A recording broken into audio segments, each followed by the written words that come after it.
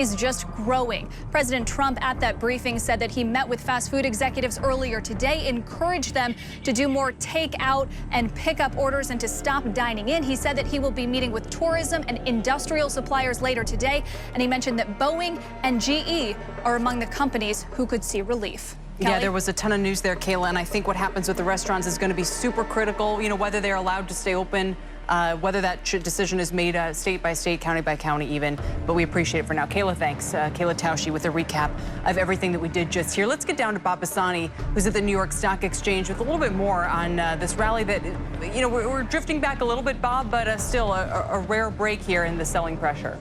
Yeah, less volume, but still an enormously wide trading range. Just take a look at the averages right now. Just on the S&P 500, our low, we were negative at one point, 23.67. Our high, 25.53. That's a 180-point swing in the S&P 500. So yes, a little less volume, a little less feeling of active trading and panic selling, but still a remarkable trading range that we're seeing. In terms of these sectors, it's still very defensive. We've got a rally, but it's very defensive still. Utilities, consumer staples, and healthcare really are the leadership group. Tech is holding up fairly well. Banks still not contributing an awful lot to this. There are a few new highs, and we keep talking about these small numbers of consumer names that keep hitting up there. Clorox, General Mills, and Kroger's. These are all 52-week highs here. I get asked a lot about, wait, we're talking about massive assistance to Boeing, right? We're talking about massive assistance to the airlines. Wait a minute, why aren't these stocks up today? And I think the problem is a lot of people down here remember the 2008 financial crisis and the fact that a lot of the equity in the companies that were bailed out got either dramatically reduced or in some cases even wiped out. I think that may be a little bit of a memory overhang here for that rally. Finally, Treasury Secretary Mnuchin reiterating what he told CNBC on Friday. They're going to keep the markets open. We believe in keeping the markets open. Curiously, he made an offhanded comment that they may be open to shorter trading hours. Nothing else besides that. Nobody else I've talked to has supported that particular idea. Guys, back to you. Yeah, I caught that too, Bob. It was an interesting note, but I think a lot will depend on how the markets keep trading. Today's a little different story. Bob, thanks. Bob Pisani for us. We have some breaking news on the auto industry. Let's get straight to Phil LeBeau. Phil, what's going on? Kelly, the UAW is calling on the big three automakers to close their plants for the next 2 weeks, and that is a decision that may be reached when the big three CEOs, who are all part of a task force along with the UAW, have a meeting tonight. In that meeting, they're going to discuss, obviously, what's happening with the coronavirus outbreak. The UAW says this is part of a process of beginning what would be a systematic or normal shutdown of operations, as opposed to just saying, that's it, everybody get out of this plant. So what you have is the UAW saying, look, given the outbreak, and we've seen what's happened in Europe with a number of the auto plants already shutting down because governments are saying, you're not going to work, maybe it's time for that to happen here in the United States.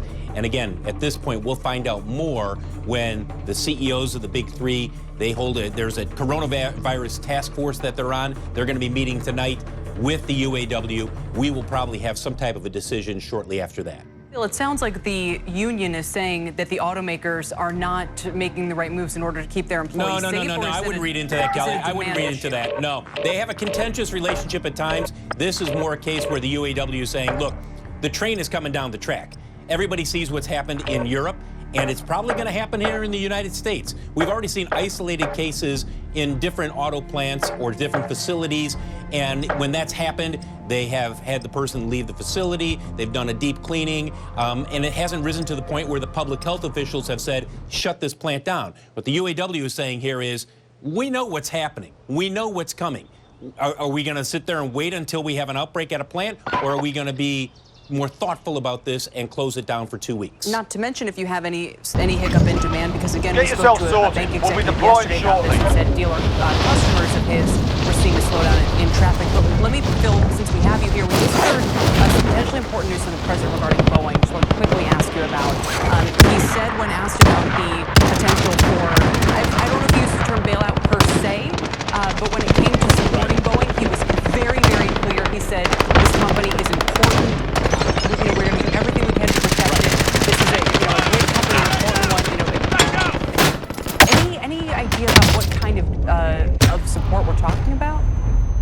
Well, it probably will mirror what we're seeing airlines asking for. And remember, the airlines are asking for $50 billion. Now, I don't have a price tag in terms of what Boeing is asking for the aviation industry overall. It's not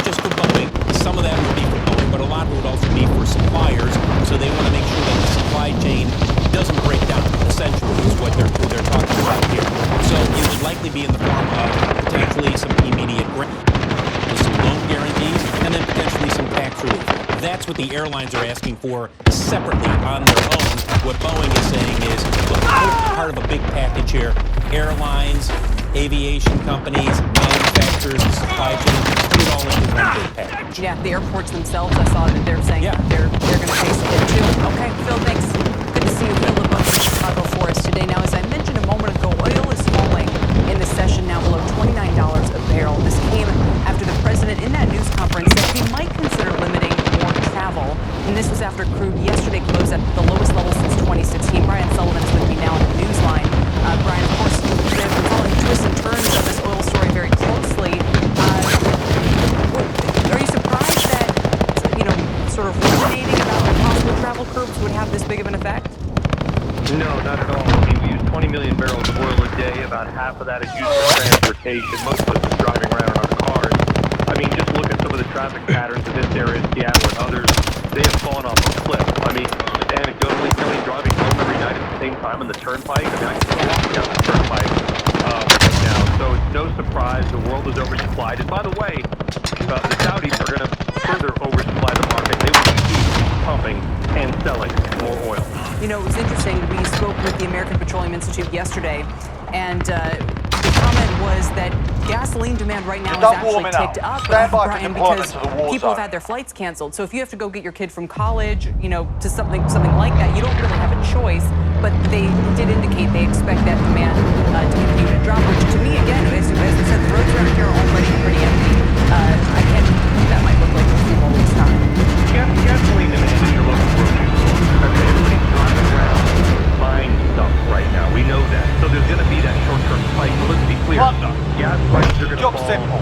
Secure $1 million in cash before the enemy. Things about the airlines right now. Last time I checked, we're at $1.25 a gallon. New York Harbor traded. They were $2 a gallon for jet fuel at the beginning of the year. The big headline here, Kelly, is the Saudis are going to raise production. In fact, they indicated last night they may max out production at 13 million barrels a day. Now, the Saudis are producing about 9.8 million. They're talking about going to 13 in a world that's already overcrowded. People I'm talking to say they're already undercutting the Russians in pricing in Egypt and in some of the Baltic states that are huge Russia customers. They're basically like, it's like the old sort of crazy Eddie. We're going to undercut your prices no matter how low you go. Exxon's going to cut spending. Gas is going to cut spending. A lot of going on in the energy market. No, and I'm glad you mentioned the action there in Exxon. Objective update. The market seems to be liking, so maybe the U.S. is going to take those barrels out that Saudi's putting in. Dropping into the area. Watch the skies. I appreciate it. Yeah, we'll see you tonight at 5 o'clock at Fast Money. All right, Brian Sullivan. Fast Money tonight at 5, just like he said. Now, will the latest moves by the White House and the Fed be enough to keep the economy going and spark a turnaround in these markets? Joining me is Paul Christopher. He's head of global market strategy at Wells Fargo Investment Institute. And Sri Kumar is president of Sri Kumar Global Strategies. So it's good to have you both here. Paul, I hesitate to ask, but I'm going to anyway, whether today's announcements from the Fed and the White House and the trading activity we're seeing so far suggest a bottoming out of this horrible sell-off that we've had. Too soon to tell that. You really need to see other factors come in, like especially a flattening in the infection curve, principally that. You also need to see the risk premiums and stocks get to a point where people start to actually buy for more than one day in a row. We're not quite there yet. We just need more information on how the virus will spread across the United States. So still too soon to check on that. And Paul, when you talk about flattening the curve, you need a diminishing in the number of new coronavirus cases that the U.S. announces every day, right? Yes, exactly. Okay. Shri, let me bring you in. I have to give you a major kudos. I have to bow Sri Kumar in this one, because when you said the 10-year was going to 1% and below, it seemed crazy, and here we are, and that now we're struggling to get back above. What happens with the 10-year now, and what's been the impact of all of the incredible moves by the Fed lately? Good to be with you, Kelly. And to begin with, the 10-year yield, I see this going all the way down to zero. And the question is, when does it happen? And why does it happen? My expectation is that while the measures announced today by the Federal Reserve to support the commercial paper market and by the President and Secretary Mnuchin in terms of supporting the economy, are long overdue. It is much better that it happened today than not happen at all. But that is not going to prevent a recession. I've been looking for a recession to begin mid-year, even before the coronavirus issues came about. And I've said that on your program, Kelly. As a result of the most recent developments, my expectation is that we already are in a recession. And that is not yet discounted in equity prices or in the bond yields. And those are the reasons why I think the correction in equities are going to continue and the bond yields are going to keep going down. As far as the Reserve is concerned. Before you go down that path, let me just ask you, look, the market's basically down 30% peak to trough, and the 10-year bottomed out at 35 basis points, and you're still saying the recession isn't yet priced in? That is correct. I think the recession is not yet priced in. Let's look at why I'm saying that. Dr. Fauci, whom I listen to very closely, said that there is going to be this acceleration of the spread of the crisis, the coronavirus, for the next 3 weeks or so. So let's assume for a second that it crests in the next 3 to 4 weeks. Then you have an increase, but at a diminishing rate. In other words, what we call the second derivative is negative. That means this thing goes on for a few more weeks. And that in turn brings more of the economy, more shops, more airlines, everything to a halt. And that is not very still. These will go down further as also bond yields, Kelly. Paul, do you figure out into that territory as well? I mean, what is different living through this experience is to see the market and the economy both declining together at the same time. You know, in other words, it's not that anticipatory feel that we had going into the financial crisis. This one, Paul, it feels as though, you know, the declines are happening simultaneously, and perhaps that's why they're sharper on the equity side. Well, it's pretty clear how the disease progressed in China and then more recently in South Korea, and we think that investors are pricing that, and they're seeing it happen in Europe, which is now the epicenter of the disease, and we're seeing that pricing in of exactly that sort of increasing rate of infection and then a flattening out in the rate of infection. We're seeing markets pricing that in, and we think the market correctly anticipating that will have negative economic impact. And we do believe there will be a very high likelihood of a recession at mid-year, but we don't think it's going to be on the order of what we saw in 2008. You have the banking system in much better shape, household finances in much better shape. So it's more but it will be a sharp decline in the middle of the year. Do you think it's priced in at these levels? We think the market is in a position now because of what they've seen, investors in China, South Korea, and Europe. Does anyone need this? Investors are in a position to price that in, at least mostly there. Final question to you, Sri. I'll let you respond to that, and also make the point about the Fed you were going to make a moment ago. The point about the Fed is that they have come out in terms of support of the commercial paper market, which is, I think, very good, very positive. But on the other hand, they wasted a lot of bullets in terms of cutting interest rates first by 50 basis points and then again by another 100 basis points that absolutely achieved nothing. So what needs to be done is a more focused approach in terms of what gets done, Kelly, and in terms of supporting where it goes. The last point I would make is the Fed is repeating the problems of 2008. We cut the bank interest income to zero for the retired people and the low-income groups who do not participate in the equity market. That in turn enemy UAV overhead. Spending. Objective updated. Secure that position. Again. So you'd have them do all the emergency measures but leave rates at 1 or 2%. Exactly. That doesn't matter. So let the retired person, let the wage earner get her interest income at a decent level, rather than that's already gone down to zero. Okay, we're going to have more of this discussion with a couple more guests this hour. Gentlemen, thanks. We really appreciate it today. Sri Kumar and Paul Christopher talking about these markets. Meantime, as I mentioned, the other big policy move did come from the Federal Reserve today. So we had the fiscal side and the central bank, which announced it will help companies that are having a hard time getting short-term funding through the commercial paper market. Let's bring in Steve Leisman, who's got all the details on this move. Steve, a move people had been more or less demanding for the last 48 hours. Yeah, let me just caution you, Kelly, as my mother might say, don't count your chickens. We don't have the fiscal side yet. We have commentary that it's coming, but we'll count those chickens when they actually arrive or the checks in the mailbox. But the Fed did do this all morning, all day yesterday, even after the Fed announced those emergency measures Sunday night. I was hearing that the credit trading very badly. One person told me the commercial paper market is shut, and there was a lot of hue and cry from how the fixed income and the credit markets are supposed to step in and do this. And indeed they did, essentially dusting off the commercial paper funding facility from the 2008 crisis. There were two moves today. First, they announced the CPFF, and they also did an additional $500 billion of overnight repo. It's 121. So that operation will be taking place in about 10 minutes. So apparently there's still a need for the Fed to step into that market.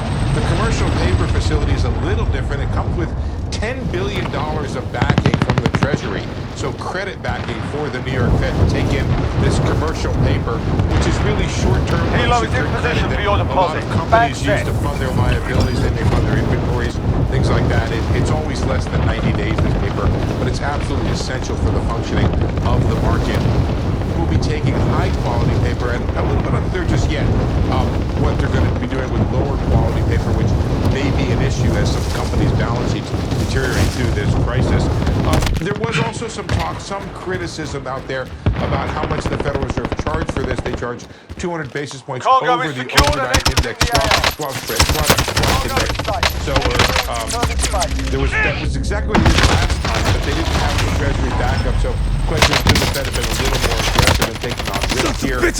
But in any event, that's been the case. It's steadied the stock market. We'll see what's happening in the Treasury market by the end of the day, Kelly. Yeah, and we're going to talk more about this right now. Steve, thanks so much. Steve Leisman with the Fed's latest moves there. The Fed and the White House announcing a slew of new proposals to help businesses and consumers across the country during this crisis. And like Steve said, the final details will be laid out later tonight and in the weeks ahead. But this latest proposal includes a series of tax payment deferrals and sending checks directly to American households. With me now is Steve Odland. He's CEO and president of the Conference Board and former CEO and chairman of Office Depot and AutoZone. Steve, let's start with the household piece of this because you guys obviously track consumer confidence quite closely. We just heard Secretary Mnuchin very clearly say checks are coming immediately. What impact do you think that'll have? Yeah, I'm not sure. Consumer confidence is critically important here, and we're working on two scenarios. One is that this carries through April and then everything gets back and normalizes. The other is that it carries through the summer. The critical factor in consumer confidence is jobs, and how do I, as a consumer, feel about the safety of my job and the continuation of those wages? If I'm confident about that, we know that consumer spending will continue. We know that that's critical for the economic recovery from this situation. But if layoffs start to happen because these things continue to be deferred into the summer, then all bets are off, and then it's likely that we will have a recession. We did an informal poll of our members last week, several dozen of our members, and they are in the optimistic mode. That none of them have done layoffs. Very few of them have backed off hiring. So I think we still are in the mode where we could save this thing, but we need to prevent layoffs. Right, and Marriott this morning announced some furloughs. Obviously, companies that have seen their business dry up are trying to find some I'll drive. But so this next step, here we have it. So let's turn to the business side of this announcement, which is meant to prevent, like you're saying, these layoffs and try to help companies keep going. What could make the biggest difference there? Well, you have to look at these companies that are on the bubble, right? So you've got about $700 billion worth of BBB minus debt. What happened in the financial crisis is that S&P and Moody's downgraded them immediately. All those companies lost their financing. They had to refinance at ABLs, and if they could get it at all, it was a disaster. They had to then hoard cash, so it created a liquidity crisis, through the economy. We've got to take care of those companies. Obviously, the people are on the bubble, but we've got to take companies that are on the bubble so that we don't trigger these kinds of layoffs. And so I'm not sure about the $1,000 check strategy. I think what I would be doing is trying to take care of those companies and trying to prevent those layoffs. Right, and so in that case, moves like deferring taxes or getting some loan relief. What you're actually saying is that we should have the credit rating agencies, I don't know, suspend maybe any ratings moves on companies for the next 60 days or something like that in order so that you don't trigger this cascade of hoarding cash, anyone need this? you know, seeing they're being downgraded and so forth. Yeah, I don't know if you can do that legally, but I think the point here is if the government is willing to do direct financing or stand behind these companies, particularly in industries, I mean, we can bank with every airline in the world, you know, every travel company and so forth. Everything that's out of home is going to get affected here. By the way, there are a lot of positives in this too. It's a stock picker's dream. You know, all the in-home things, food, grocers, entertainment, Amazon, Netflix, HBO, all of those companies will benefit. But I think in the long run here, it will totally depend on how many people we keep working and we keep wages going so that consumer confidence stays high. And that's an important nuance, that if there's a government backstop, the agencies themselves may not downgrade to the extent that they would have. All right, Steve, a lot of good concepts there. That we always appreciate. Thank you, sir. Okay, thank you. Steve Odland from the Conference Board. Now, a potential breakthrough on a coronavirus drug today. This is important stuff. Let's get right to it. The biotech sector is sharply higher overall because Regeneron said it aims to have a potential COVID-19 drug ready for clinical trials by early summer. Let's get right to Meg Terrell for all the details on this now. Meg. Hey, Kelly. Well, it was just 2 weeks ago on your show that Regeneron CEO Len Schleifer laid out the company's original timeline, which was to have hundreds of thousands of doses of a potential medicine ready for testing by the end of summer. Well, the news today is that they aim to be able to start human clinical trials a couple months sooner than that. Now, this is an approach that could be both protective against coronavirus infection and which could treat the infection. And it's been called one of the most important potential tools against COVID-19 by people like former FDA Commissioner Dr. Scott Gottlieb. Now, Regeneron's Chief Scientific Officer, Dr. George Yancopoulos, telling me the pace of their work is meeting even their own most optimistic timelines. But he does caution, of course, this is biology. It's not always predictable, and the medicine still needs to be proven safe and effective in clinical trials before it's used. And Kelly, of course, they are not the only company working in this space. Johnson & Johnson is also looking for potential vaccines and new drugs. And joining us now is Dr. Paul Stoffels, J&J's research chief on the CNBC Newsline. Dr. Stoffels, it is great to have you with us. And tell us about the work you're doing on a potential vaccine. We spoke with you at the end of January. You'd already been working for a couple weeks. How is the work going so far? Well, thank you for bringing me in. The timelines on this are we're making significant progress and very, very fast. As I told you, by the end of March, we'll have the candidate vaccine to upscale and to start working on the preclinical work to get it into the clinic. At the moment, we are working on challenge models in animals to see whether we can prove the concept, figure it out whether work in the challenge model in animals. And then the first step is the selection of a vaccine by the end of March, and then starting clinical trials of the challenge model. Recon intel secured, solid work. Summer, we will be able to start clinical trials somewhere in early November. Does anyone need this? In parallel, we'll start upscaling as soon as we have made the selection of the vaccine in order to have large quantities available early next year. So that is the current timeline, as I indicated earlier, and I think we stay with that and we make very good progress at this moment. Wow, and so that's even faster than I think you had even told us a couple months ago, potentially starting human clinical trials in early November. You know, originally you'd been saying it could, take a year, and you're hoping by the end of the year. So that's really encouraging to hear. I wonder if you could help us understand how J&J's approach differs from the messenger RNA approach we've heard from Moderna and the NIH, and also Pfizer today with BioNTech just announcing a partnership. Moderna's already starting human clinical trials that is going so incredibly fast. Just tell us about how your approach differs. Yeah, the approach differs too. There is, of course, the time to clinical trials, or there is the time to get the real vaccine into the market, and there we can build on our existing platform. We have worked with the same platform, the same vaccine platform vector in HIV, in Zika, in RSV, and more recently in Ebola. And we have vaccinated in those fields now more than 50,000 people, shown that the vaccine is safe and that we have the proof of concept in animals now further into the clinic. And at the same time, in parallel, we have worked on upscaling, where we have the manufacturing site ready to go. as well as the cell line, which can produce up to millions of vaccines. And so we can plug in the vaccine into an existing system, and that allows us to go very fast with very good information. And by now we know every hour, every day, in this planning is already fixed until the product for will come hopefully early next year, available the first batches for use in humans. Kelly? No, Meg, thanks. My question is, for people who have been exposed to coronavirus, can they get it again? It's not clear. Normally, if you're exposed to a virus, you make the antibodies, you have the cellular immunity for the long term. It might be temporary protection, and you probably, like with influenza, need another a vaccine later on again, or you can get reinfected with a slightly different virus. So that all needs to be still studied, but you should assume that if you have now corona, that you should not be able to get it a second time, although I don't have the scientific data for that to tell you, but it's a biological principle. Dr. Stoffels, it's Meg Terrell again. I wanted to ask you also about your efforts to find a potential drug for the novel coronavirus. I think J&J said yesterday it does not look like HIV drugs will make sense to treat COVID-19. Tell us about that, and also the work you're doing to screen antiviral libraries of compounds, and how soon we could potentially see something there.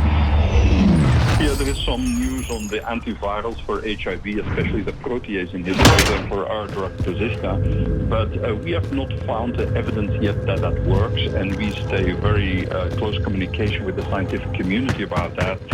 There is no evidence in the clinic, there is no evidence preclinically, or even from the interface, the interaction of the drug with the virus or the receptors on the virus. So we don't think that will work, and unless that is proven, people should not use medicine for Persista for this indication. Now, on the other hand, screening of drugs. 15 years ago, when the war started, a company already made a screening system to get going on making a medicine, and we could reactivate that cell line now with the Wuhan virus and put it into a high-throughput phenotypic screening in collaboration with the Contract complete. Recon intel secured. Or screening facility. That allows now to do in high throughput all the drugs in the market, and they could hopefully some of the drugs which currently are in the market, whether it is antivirals or other types of medicine, could have a direct antiviral effect. And following that, phase 3, phase 2, phase 1 drugs, those are currently already in the clinic, could be tested to make sure that if any of those has activity, they could go as fast as possible to patients. But it's using the logic that the drug has to be already in a certain clinical stage to be able to be used in a very short time. And that is in collaboration between many pharmaceutical companies. It's not Johnson & Johnson, with support of the US government, the European, and also the Gates Foundation is involved in that to make sure that we mobilize all pharmaceuticals as well as biotech companies to screen their drugs on activity. Well, Dr. Stoffels, we look forward to staying in touch with you on these developments. Thank you so much for joining us today. My pleasure. Thank you. Kelly, back to you. Meg, we greatly appreciate you bringing that to us and all the reporting you're doing. That's our Meg Terrell. And don't forget to tune in to Mad Money tonight. Regeneron's CEO will be speaking with Jim Cramer at 6 p.m. Eastern Time. Regeneron up about 10% today. Moderna and J&J up about 5%. And stocks are rallying pretty much across the board after the worst day for the Dow and the S&P since 1987. Remember, we dropped 13% on the bell yesterday. Here you can see the comeback. It's a little bit of a comeback. The Dow's up 630 points or 3%. The NASDAQ, at least, is up a little more than 4%. And it's been a volatile session again. About a 1,400-point swing between the highs and the lows. Within the Dow, let's take a look at some of the components. Boeing and United Technologies are the worst performers right now. Boeing, as you can see here, is down about 4%. This despite the president assuring the public about an hour ago that he will look to support Boeing if he can there. The other laggards United Tech down about 4%, even Disney down about 2% today. In terms of sectors, leading the way today, utilities and consumer staples by far heading higher. Energy is the only sector lower. Utilities up 10%, consumer staples up 6%, but there's energy down 2%, along with WTI crude today, which is nearing $28 a barrel, just over that level right now. This after talk of some further travel restrictions in the U.S. Nothing concrete yet. Also, as our Brian Sullivan pointed out top of the hour, Saudi talking about pumping nearly 13 million barrels a day, which would be a huge increase from what they're doing right now. So all-time highs for you in the S&P 500. A few names are up there. Yesterday, we didn't see that for the first time since the 90s. Today, we've got Clorox, Citrix, and WBC Energy. The cruise lines, though, not part of that story. They are falling again. Norwegian, Royal Caribbean, and Carnival all deep in the red today. Carnival is down nearly 13%. With the markets overall responding pretty positively to fiscal stimulus talk today, the Fed may be breathing a sigh of relief here. Can they take a back seat now? And is there even any more they could do if they needed to? Joining me now is David Wessel, Director of the Hudson Center on Fiscal and Monetary Policy at the Brookings Institution. David, it is good to see you. And the one thing I keep hearing people say, and understandably, is that the Fed is out of bullets here.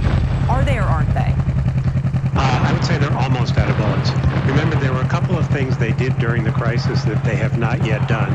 One is something called the Term Asset Lending Facility, or TALF. And what that was they took asset-backed securities that were used to basically back consumer loans. That's something they could do again. They'll probably need some more capital from the Treasury to do that. And of course, they haven't put capital into the banks, but the banks don't appear to need it, and they don't have any money for that. So I would say they're almost out of bullets. It's why it's so important and so useful that the White House and the Congress are talking about a big fiscal stimulus. Right, and Shree.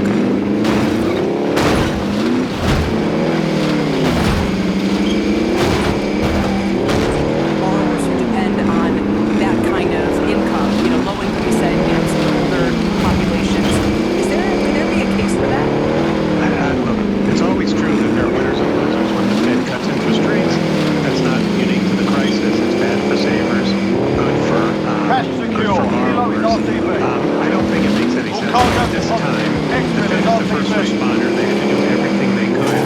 The benefits of cutting rates to borrowers, people have adjustable rate loans and stuff like that, seem to me far exceed the costs. Plus, I think it was, despite the market's immediate reaction, a real confidence boost that the Fed was on top of things.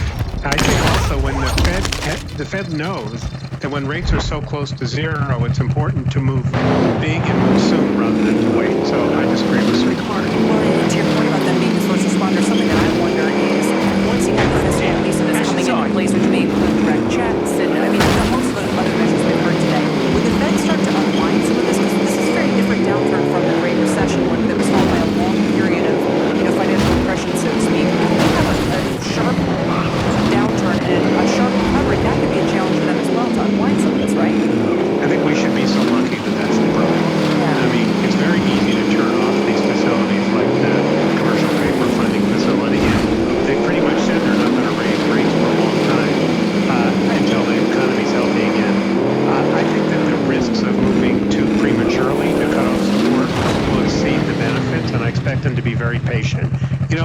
If we're really lucky and this thing is shorter than we expect and inflation goes above their target, well, that's an easy problem to deal with. That's not the one I'm worried about right now. Yeah, absolutely. All right, David, thanks.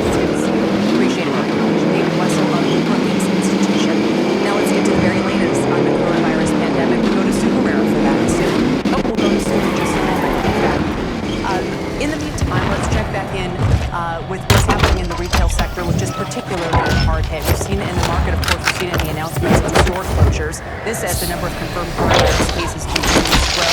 More and more are announcing previous store closures being extended throughout the country. How about L Brands closing its Victoria's Secret and Bath & Body Works stores in the U.S. and Canada through March 29th? Canada Goose is shutting its stores in North America and Europe until at least March 31st, and the CEO is foregoing his salary for at least the next 3 months. And then just this afternoon, Apple's saying it'll now keep all of its stores outside of Greater China closed until further notice instead of reopening at the end of the month. Again, its China stores will remain open. Venture estimates they account for about 8% of total revenue in a given quarter.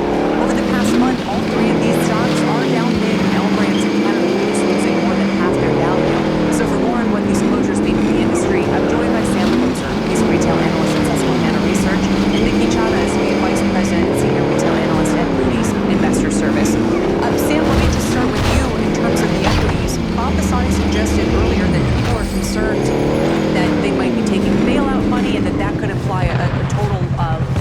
equity holders. What's the worst case scenario going for Sid right now? I mean, I don't think we know what the price is because it keeps changing moment by moment. But what I do believe is, given what's happening out there, the uncertainty overall, the stores that have closed, retailers that closed their stores or brands that closed their retail locations are making the only choice possible. Those that keep their stores open are at far greater risk of long-term problems. What do you mean by that, Sam? What's the risk? Customers out shopping. If one of your employees Enemy UAV overhead. Somebody else sick, this thing goes on. This coronavirus, the effect of coronavirus may continue. So I think that those retailers and brands that stay open, hoping for potential short-term sales gains are going to get hurt in the long term. And those that have decided to close the stores and Enemy personal radar in the air. short-term sales will not come anyway. Will be far better positioned long term. It's sort of a great good story. So, Mickey, let me bring you in on that. If stores end up closing, kind of doing the Apple approach, closing for the indefinite future, what will that mean for their viability?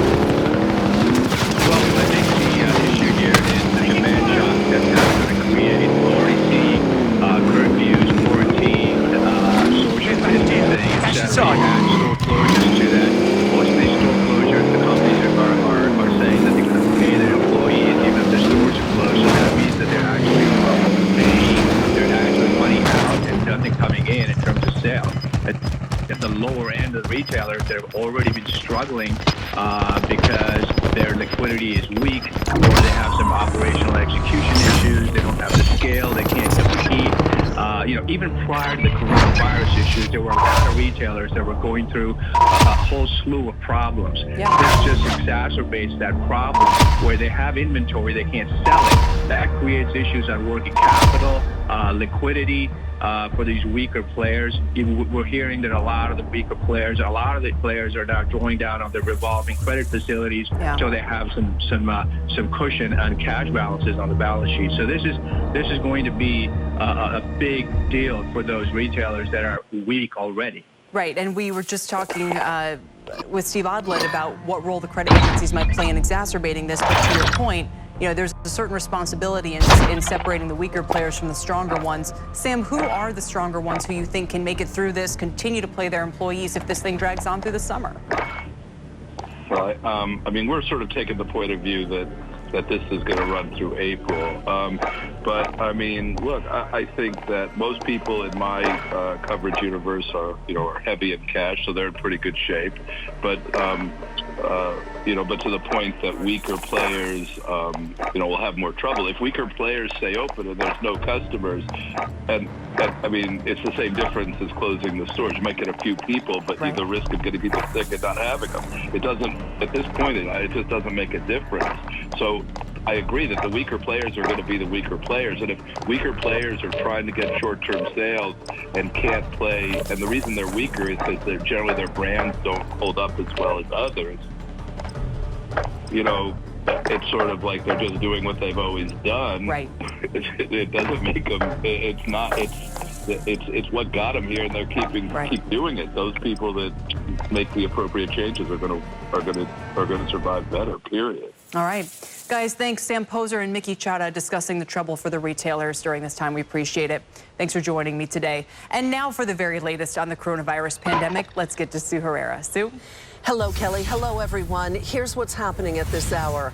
As the CDC reports 75 total U.S. deaths from coronavirus, up 7 from yesterday's report, President Trump and his coronavirus task force are indeed Americans on what Mr. Trump calls a war against the outbreak. He wants the government to send checks to Americans in the next 2 weeks to ease the economic damage. The White House and Congress are working on an emergency rescue package that both parties say they want to pass quickly. London's mayor warning about the growing severity of the coronavirus pandemic and its impact on its citizens. This as Britain's finance minister has announced nearly $400 billion worth of loan guarantees for businesses. It is really bad. This could be catastrophic to our businesses, and you're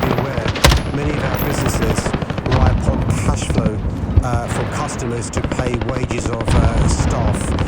As it is, they're struggling. Here at home, Ohio has called off its presidential primary. They did it just hours before the polls were set to open. A decision the governor says is necessary to help prevent the spread of the virus. Meantime, in Florida, voting is underway, with poll workers cleaning voting booths and the counters regularly. Illinois also holding its primary, but turnout so far is said to be very light. You can get live updates anytime on the coronavirus outbreak. You can check out CNBC.com. Kel, back to you. See you next hour. Sue, thanks very much. Sue Herrera for us. The states across the country are ordering restaurants and bars to shut down. This to help contain the coronavirus. In New York, restrictions went into effect this morning, and that's where we find our own Contessa Brewer checking on things for us. Contessa, what are you learning? Hey, Kelly. Yeah, well, look, 15 states at least have ordered the shutdown of dine-in facilities. Restaurants can deliver, they can take out, and here in Lower Manhattan, the signs are out saying they're open for delivery. But look, this is a neighborhood that is normally packed at lunchtime with Wall Street types. And today, especially, it's St. Patrick's Day. These places would normally be crowded all day long with revelers coming in to celebrate the holiday. Instead, the windows are boarded up. There's a sign here saying Dorlands will be closed for business until the mayor tells us it's safe to be open. I went across the street to a pizza restaurant that normally does a lot of takeout and delivery, right? The manager came out and talked to me with tears in his eyes. Results right now. It's because we just had to let go of all our floor staff. Servers, bussers, everybody without a job today. And look, here's the thing. On this side of the street, you've got a wine store and bar. You've got Jack's Coffee, which is open. People have been going in and out here to take out coffee. The ice cream store, how do they do delivery? And over here, Jeremy's Ale House is one of the most famous dive bars in New York City. It's been around for a long, long time. They've got signs up on the door now that says they're going to offer $4 quarts of Budweiser and Coors to go. That's one way that they're handling the business. One of the other things that the pizza manager told me is he said if you can call the restaurants directly, it definitely avoids any fees for those big companies that may still be charging for delivery. Kelly? That's a great point. If they can save that 30% right now, that's huge. All right, Contessa, thank you. Contessa Brewer. For more on how the outbreak is affecting restaurants, I'm joined by Madeline Alfano. She's vice chair of the California Restaurant Association and the owner of Maria's Italian Kitchen. That's a restaurant chain in Los Angeles. Madeline, as I understand it, my producer tells me your business just dropped 50% as of yesterday. That is overnight. Yeah, overnight. So traditionally, we've done 30 to 40% of our business has always been takeout and delivery, with the remaining in dine-in. But overnight, it totally plummeted, and I think people are just fearful of ordering food from anywhere. And the fact that they've been ordering food from the grocery stores, I think they have to use those perishables. Yeah. And one of the things I think the public needs to understand is that restaurants have provided over 50% of the food to the population. And now with this shutdown looming over us, it's really a challenge. You know, there's go ahead. I was just going to say there's a mixed messaging, and I want to know your thoughts about this. On the one hand, you have places, I think Italy might even be one case, where they've shut down all the restaurants. In our Contessa Brewer, you probably just heard, New York, a lot of those restaurants closed. On the other hand, the president just got up and said, and Secretary Mnuchin said, we want drive-thrus to remain open. We encourage people to use restaurant apps for walk-in and take-out. What is California's policy on that? Well, currently, we're allowed to do takeout and delivery. Dine-in has been suspended.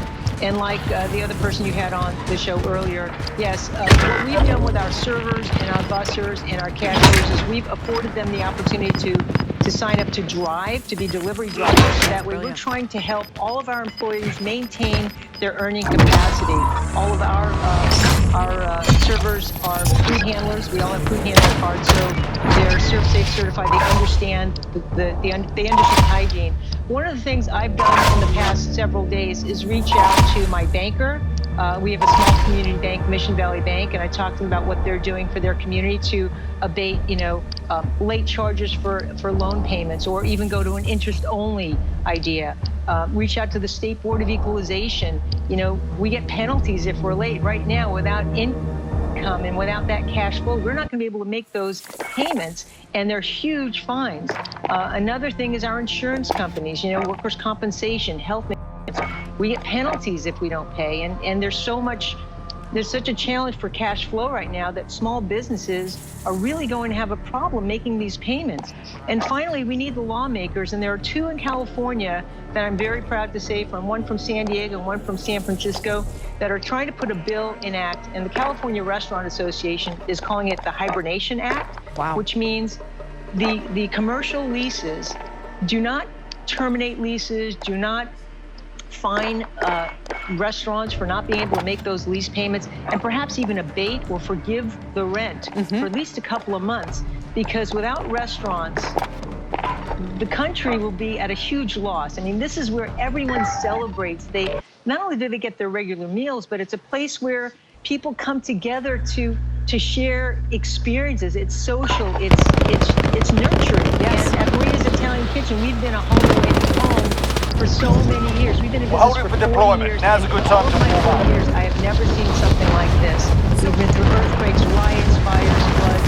This is really a challenge. It's affecting so many people. In fact, you can stay open, and what would that look like in the coming months? Like you said, you can reposition some people. I love the idea about taking some of the wait staff, having them thrive. In terms of that cash flow pressure, how long can you stay open like this? Well, what we're doing is, since we have restaurants in close neighborhood proximity, so we've temporarily closed one of our Santa Monica locations and moved our staff to Brentwood or our West Los Angeles location. That's for you. In that case, it's about 2.5 miles, 3 miles radius, and we're forwarding our phones to the other restaurants. We're going to start clustering. The restaurants that are close in proximity, we're just going to have to move people around just to make it work. But I will tell you, there are many restaurants that I don't believe will be able to weather this storm. It is huge, and it's devastating. All right, that's enough bucking about. Now we do this for real. I'm glad that the government came up today and said that unemployment insurance will be paid. We're handing out forms to all of our employees with layoff instructions and how they can just click online and fill out their paperwork, and we're helping them with iPads.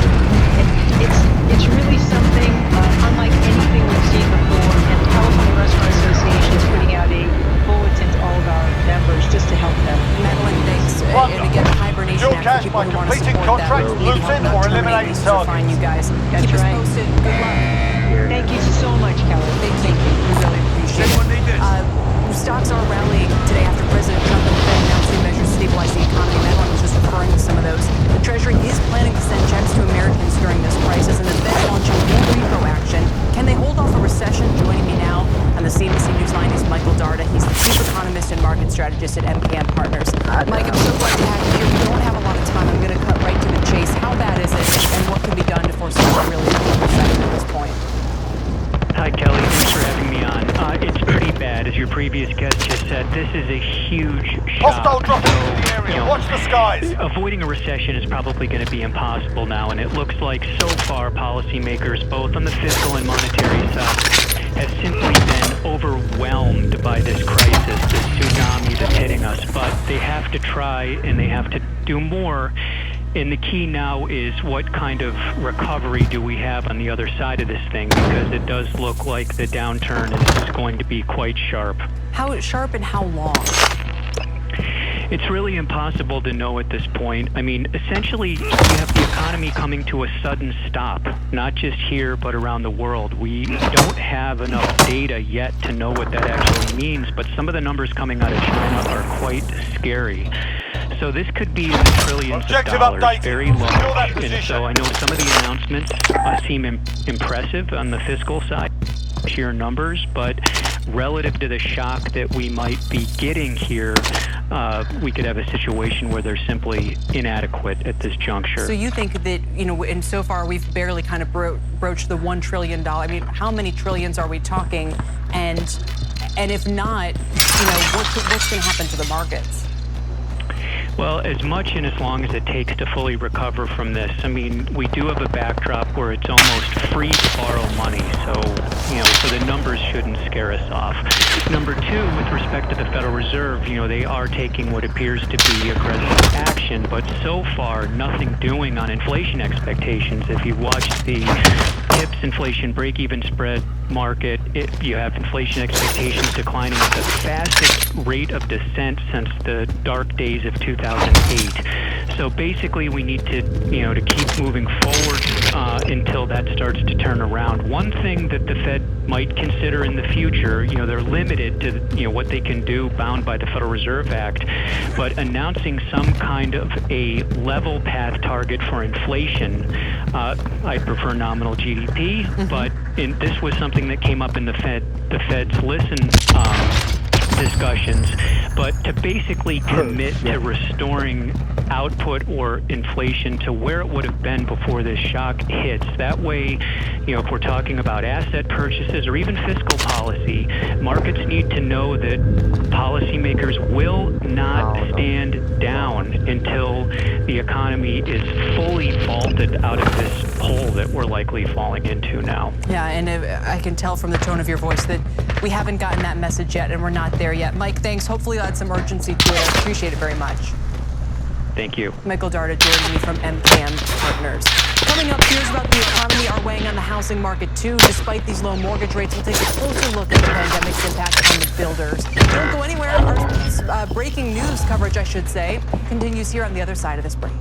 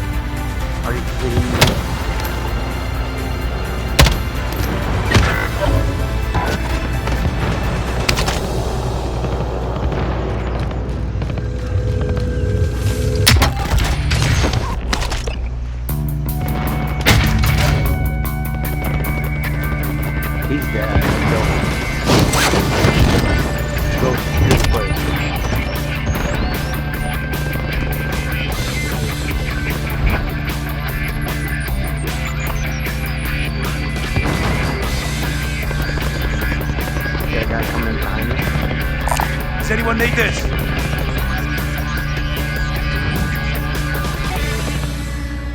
Edge brings you the most exciting technology and groundbreaking innovations. We expect to mass deploy them into hundreds of millions of devices. From startups to the world's biggest businesses. The opportunity to actually monetize the relationship with customers is going to be higher than it's ever been. Objective updated. Secure that position. We reveal the disruptors of the future. This gives us the ability to charge 1,000 times faster than what you can do in lithium-ion batteries. The Edge, only on CNBC. Welcome everyone to the closing hour. Most important hour of the trading day. 20 minutes to go before the close. Do you think the volatility is going to stay with us? Stock speed when volume spikes. The story that everybody on Wall Street was talking about. Keeping you on the leading edge of what's driving the market. Outlook for the sector is not bad. Minute by minute. New highs on the usual suspects. Wilfred Frost. Positive territory again for all three of the indices. Sarah Eisen. There's the closing bell. Closing bell. Weeknights on CNBC. Facebook has developed an app that uses facial recognition software to identify people. And it really works. Take it from me, Leslie Jones. Does anyone need this? Opening bell action. It's under some pressure. The financials are the best performers right now. Just the rest of Street. Weekdays.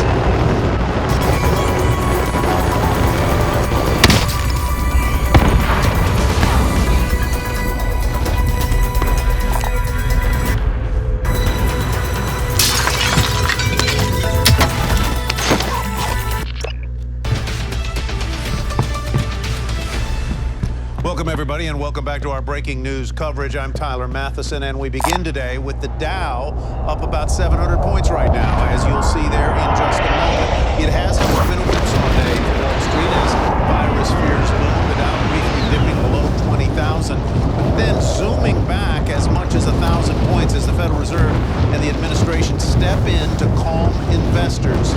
And healthcare companies are targeting the virus from treatment to testing solutions. Check out Becton Dickinson.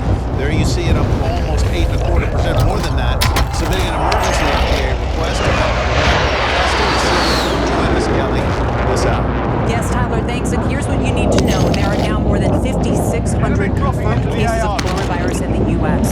Marriott says it will furlough tens of thousands of workers as the hotel giant shuts down some locations. While the administration tries to ease the pain, that's saying it's looking at sending checks directly to Americans as soon as possible. And we've got full team coverage of this news for you today. Kayla Tausche has more details on the White House plans here. Bob Bassani is watching the market seesaw. Rick Santelli is monitoring the bond markets for us, and Steve Leisman is all over the latest move from the Federal Reserve. Kayla, let's start with you. Well, Kelly, we are awaiting comments from Capitol Hill from the Treasury Secretary and Republican Senate leaders who are all meeting at this hour to discuss the White House's new economic proposal.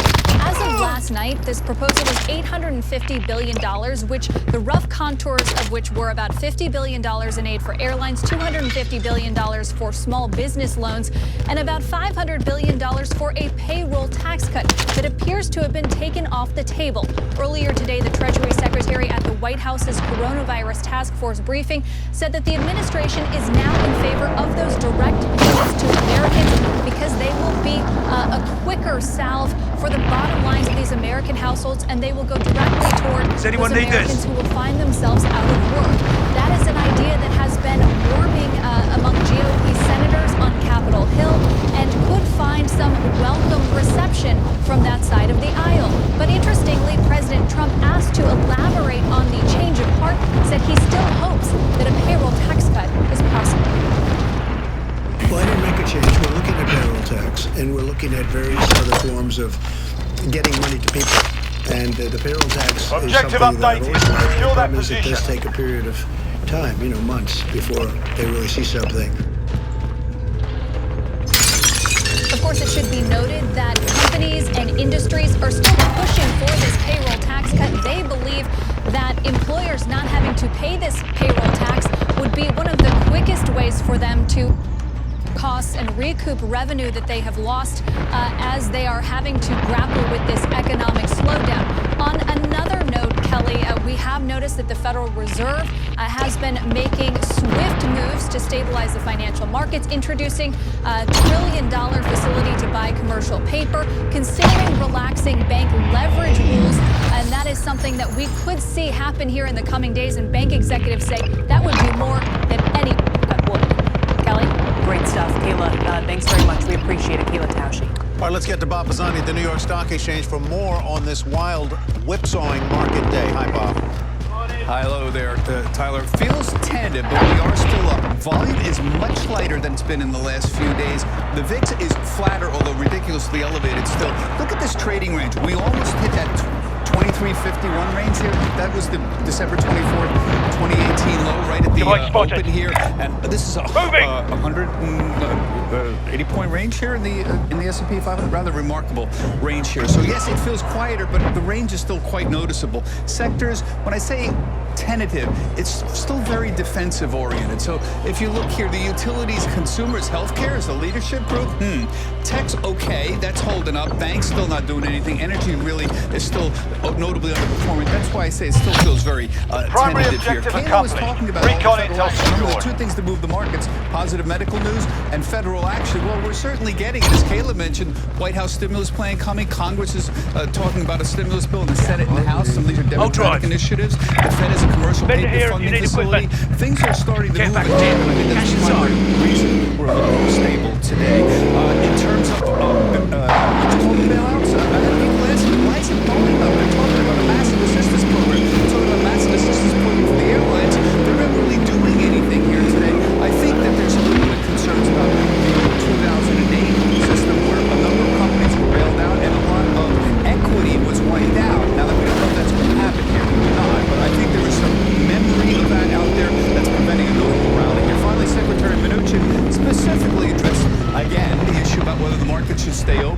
this on Friday with us. He reiterated we believe in keeping the markets open, but he made a casual comment that it may be open. He may be open to shorter trading hours here. I did contact Stacey Cunningham at the NYC. She said we don't have any plans to close or even shorten the trading day. I don't know what shortening the trading day would do for anybody at this point, but you see, everybody we're keeping the markets open. Guys, back to you. Okay, Bob, thanks very much. Bob Bassani at the New York Stock Exchange. Let's get over to CME now. That's where Rick Santelli is monitoring the bond markets for us after these latest Fed moves. Rick? Yes, and Kelly, it is kind of a wild day in terms of pricing in the fixed income and foreign exchange markets. Look at a 3-day of 10s, and I picked 10s 3-day because Friday was a very key day. That's the highest intraday yield we traded, slightly over 1% since we put the bottom in on the 9th of March. So we're getting close. We're at almost 90 basis points. 10-year notes right now are up 16 basis points, whereas 2-year notes are up 4. Major steepening. 10s to 2s is now darn close to 50. And the Fed should be somewhat happy. A steeper curve is good, but the dollar index presents other issues we'll get to in a minute. All right, let's look at the world in a macro setting on 10-year charts, okay? Our 10-years and Boons are getting closer together. That's actually a good thing. But Boons, the best credit in Europe, is distancing itself from the different southern economies. Like Italy, it's widening against their 10s. Like the Boons to the French 10-year in France is widening. And that is important because Mario Draghi did his best to try to make some of those southern credits to be near the best credit. Differentiation occurs. And find the last chart, dollar index. This is since February. Remember, February 20th, we had a high close for the dollar index going all the way back to April of 2017. We're getting very close to that close, as you see on that chart. Kelly, Tyler, the whole gang, back to you. From Santelli to Kelly to Ty. Thank you very much, Rick Santelli. We now go to Steve Leisman, who has the latest on the Federal Reserve's action to inject more liquidity into the credit markets today. This is a very esoteric area, Steve, but one of the areas that policymakers seem to be worried about are the money markets that have a lot of commercial paper in them and other kinds of obligations. And some of the moves today seem to be targeted at that, right? Exactly right, Tyler. This is the commercial paper market where companies go in for short-term funding. They fund their inventories. You can get an asset-backed facility that funds auto loans or mortgages in there. Really, the grease that grinds the wheels of the financial. Money markets provide the cash. Companies take the loans out from there, and that was really getting strained. Money markets were withdrawing money from the money markets, and there was a hue and cry on that. So there's three things that happen here right now. First is the commercial paper funding facility really dusting off a program from 2008 that the Federal Reserve used. And the Treasury this time, a new Treasury is providing the Federal Reserve with a $10 billion backstop. I know Treasury usually said $1 trillion, but I ran it down. It's actually $700 billion when you look at how much might be eligible of paper here. I guess that's the distinction without a difference, 700 or $1 trillion. However, while the stock markets seem to like this development, not so for people in the market that is involved here. I just got the phone with a senior market participant, and this person's quote was, "It's too punitive right now," and I'll explain that in a second. Nobody's going to use it. The commercial paper market is still not functioning well. The reason, guys, is because the Fed set a rate of 200 basis points over a benchmark called the OIS. But the paper is only trading 122 basis points over it. So enemy team is tracking your position and pay essentially more at the Federal Reserve. And that's something I'm hearing from a couple of participants here. So it does set a ceiling. That's good. The Fed did say it might be able to change. Does anyone need this? Might go back and change the terms. But right now, the Fed came in over the market, setting really too punitive a rate. So it's not having the effect that we hoped it would have had. We'll see if the Fed's aware of this. They go back in and make an adjustment. But you're right, it's very esoteric, and yet it's also very essential to the workings of the Treasury market, the credit markets, the money markets, and ultimately the stock market, Tyler. Steve, you know, it's really like trying to fix the plumbing while the water is still flowing, right? Yeah, that's exactly right. That's a really good way to put it. It's very hard when the water is still flowing. Things are moving around. The Fed is moving very quickly here. Let's be clear. We did a whole bunch of stuff on Sunday night. I was told they're moving at warp speed. It's very hard to do this sort of stuff. When the Fed does it, it has to work. apparently the facility was open today. So, and by the way, this runs for a full year. So this stuff has to work. You've got to make the fix while the water is running, and there might be a problem here. The Fed has to go back and adjust. All right, Steve, thank you very much. We'll be watching it and explaining it to us. I suspect there's something to follow. Kelly? All right, let's get a quick check on oil here, which is now down about 3%. In fact, it's sinking towards $27 a barrel. It just went below 28. A couple of different factors. The president suggested at his conference a couple hours ago that he would consider further travel restrictions in the U.S. Nothing concrete, but that's where you saw us go from a gain on the session to a decline. The backdrop, as Brian Sullivan mentioned, about the Saudis potentially pumping more oil into the market, not helping either. Tyler? Well, thank you very much, and thanks to all the intervention from both the Federal Reserve and the government, stocks are rising at this hour. This, as Bank of America's Fund Manager Survey reports a collapse in investor sentiment and the biggest drop in earnings expectations in the survey's history. Let's bring in Larry Glazer, Managing Partner and Portfolio Manager of Mayflower Advisors, and Jimmy Lee, CEO of the Wealth Consultant. Welcome to both of you. Jimmy Lee, let me start with you because you are in Las Vegas. To start with the obvious question, what is it like in Las Vegas right now?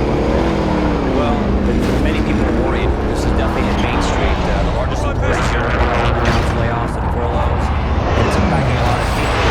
Parents are having to deal with kids at home and have to go to Objective work. update. A lot of different issues that market declines past haven't given them. So it's a big deal, and everybody's hopeful. But I'd like to get you to comment on something my notes say. You say the decline we are in from the top is nowhere near unprecedented. True. In fact, we're not even at normal bear market levels. True. I hear a lot of people saying, I don't include you necessarily among them, well, this is not 2008. Don't forget, this isn't 2008. But that doesn't make me feel any damn better, Jimmy, because my life has been turned upside down. I'm not speaking to me, I'm talking about the American public. Why is this one hitting us so much harder even than some of those other occasions where the fall is deeper and more pronounced? Well, Tyler, I agree with you, and it's hitting us because it's changing our daily lives. We haven't had bear markets really affect people's daily lives that we're going to be faced with now. I really believe we need to have faith and perspective. Faith that the virus will pass. Primary Who knows when, but it will pass. That the economy will recover, and even spiritually, that people that are worried that they and their families will be okay. In perspective, like you said, people are shocked when I tell them that the market was lower 15 months ago, December 24, 2018, and that bear markets are normal. So if you are a stock investor, you must know this happens about every 5 years, and the bear market average is about 30%, so we're just about there. And I tell you, as a financial advisor, I've been in this business 25 years working with investors. So we've been through the dot-com bubble burst and the financial crisis. Declines at 50% or more. And I wish the only thing I could change is if I could go back in time to those big bear markets and other steep ones, so we could convince more investors that could to allocate more equity portfolios at their time. We want to make sure that advisors, this is our time to shine, to talk to their clients. There are many clients out there on the phone, and if I did day by day with advisors, the outcome of those calls we could have for the success of those clients. So I think it's very important, and advisors need to do their job. And I'll tell you, we need to have a playbook, and it's one option that's not in my playbook is panic selling. All right, that's a good point to transfer over here to Larry Glazer. Larry, one of the things that has been taking place in the market over the past decade or so have been massive buybacks. That is money, cash, capital that corporations have used to buy in stock, to raise the price of the stock, to inflate through financial accounting earnings per share. But now these companies are going behind, aren't they? Two things. One, because they don't have the cash reserves, that their dividends are going to be a little harder to meet, number one. Number two, that they may have to tap their revolving credit lines to the extent they have it. And don't you think they wish they had that cash now? Tyler, you make a really good point. And I think we need to look at the overall financial landscape and buybacks and we have seen record buybacks in the last few years. And those buybacks exceeded the record levels of 2007. And we see where that got us. And there was a recent Harvard Business Review study. Does anyone need this? Buybacks really providing very little economic benefit to the broad public, to the middle class. Does anyone need this? To the working. Sure, I like higher stock prices as much as anyone. But what we've effectively done is exceeded all levels of buyback and transferred the burden due to the tax cuts that we saw a few years ago onto the American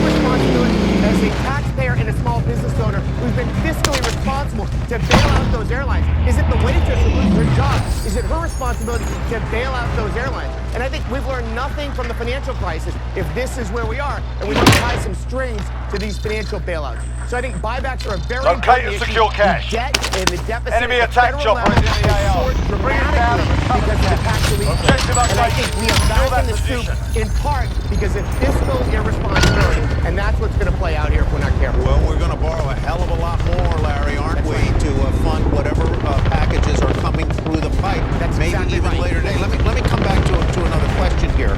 As I said earlier, I keep hearing from learned people, this is not a financial crisis, as though I'm supposed to be reassured by that.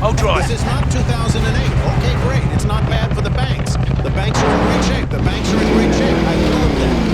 But at some point, if hundreds and thousands of businesses call on their revolving credit lines all at once, the banks won't be in great shape. Am I wrong? You know, Tyler, even on that point, most families in America live paycheck to paycheck. And most businesses also live paycheck to paycheck, as we are finding out right now. You know, we go to familiar terminology in times of turbulence like we're seeing. We talk about recession. We talk about financial crisis. Those terms don't apply in a global pandemic. And like our other guest said, there is no playbook for a global pandemic. But here's what we do know. This is a depressive dislocation. That's really what it is. It's going to affect almost all segments of the economy. But if we are honest with investors, we're honest with the American people, we're honest, look, the volatility will pass. For now, it is volatile. Look, we know the sellouts will pass. We know valuation will emerge. I'll tell you what's really optimistic here is you see private equity firms in and around the Boston area, firms Primary on a objective daily basis, accomplished. finding Recon value in the intel public secured. markets. Right. Now, that's the first time in a decade we see dividend yields on high-quality blue-chip companies at their highest spread over 10-year treasuries on record. So that volatility is unimaginable. But we know there's opportunity at the end of the rainbow as they solve it at accident. Jimmy, Larry, spirited conversation. Appreciate it very much. See you next time. Thanks, Kel. Thank you. We've got some breaking news on Macy's, which is now shutting all locations nationwide. Courtney Reagan has the latest. Courtney.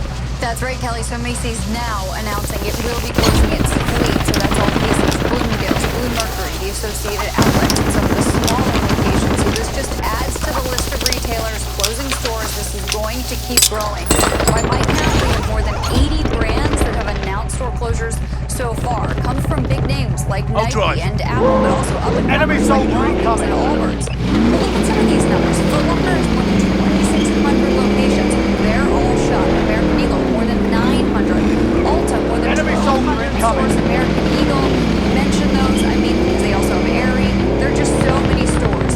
All in all, by my count, more than 23,000 stores in the U.S. are closed. And I actually think that's a conservative count because there are more when you add in Canada and Europe. We're looking at domestic totals for the most part there.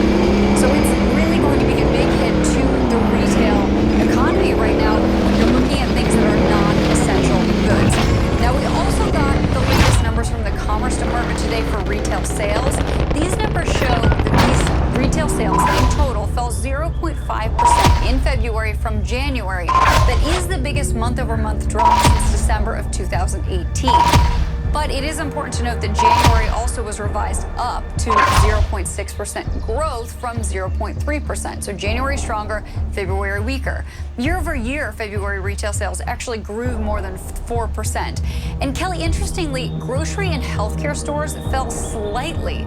And that's even with the panic buying reported by grocers towards the end of the month. So that metric actually is a little curious to me.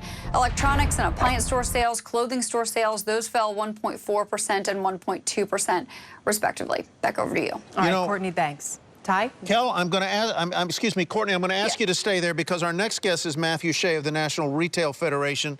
He's the CEO there, and we're going to bring him in to talk about the shutdown of businesses. And if you want to chime in, just get my attention and ask a question. Mr. Shea, welcome. Good to have you with us. Hey, Tyler, how are you?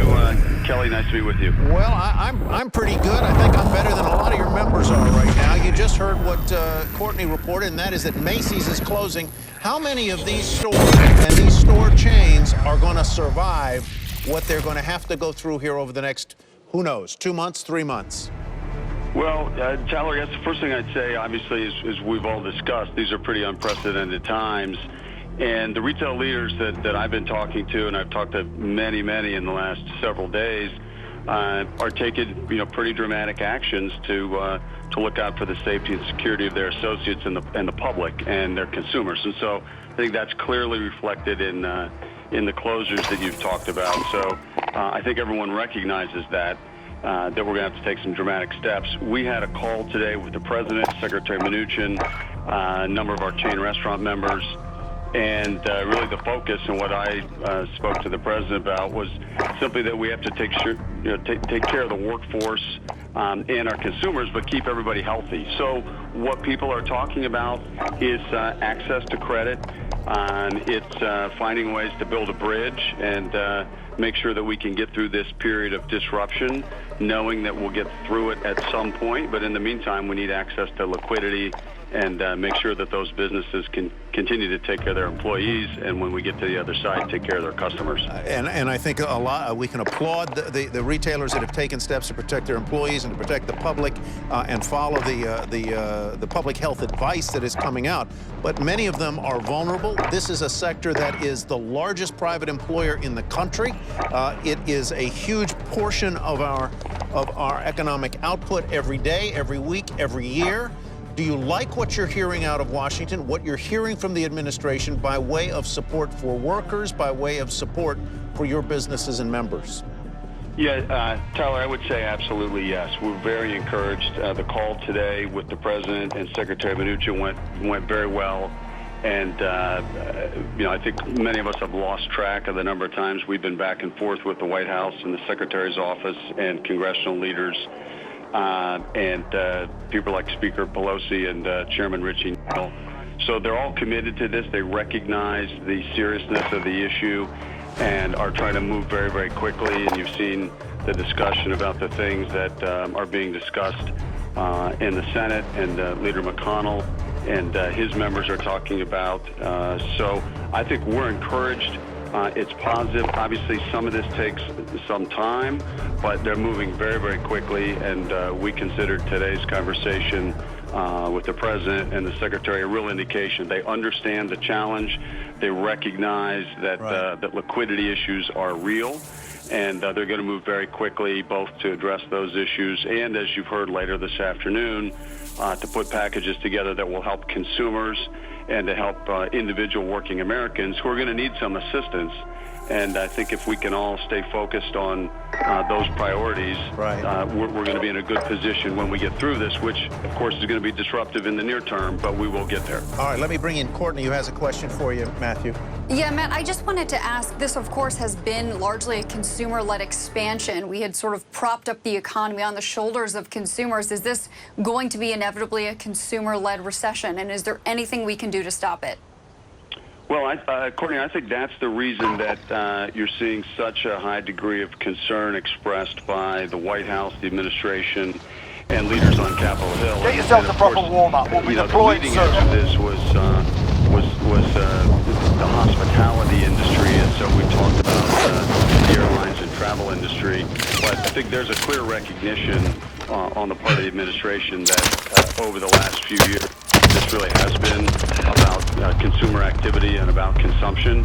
And so they're going to put a high degree of priority on ensuring that the initiatives they put in place are going to help employees get back to work. And obviously, as we know,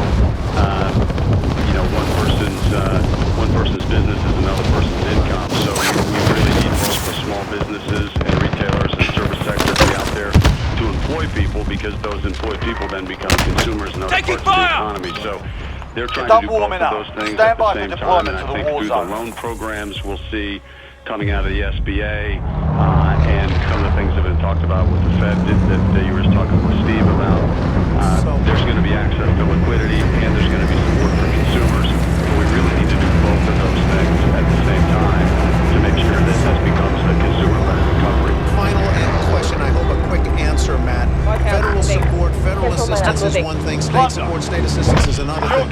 What would you say to landlords and mortgage holders who could have a role to play in providing relief to retailers who may not be able to make their way this morning.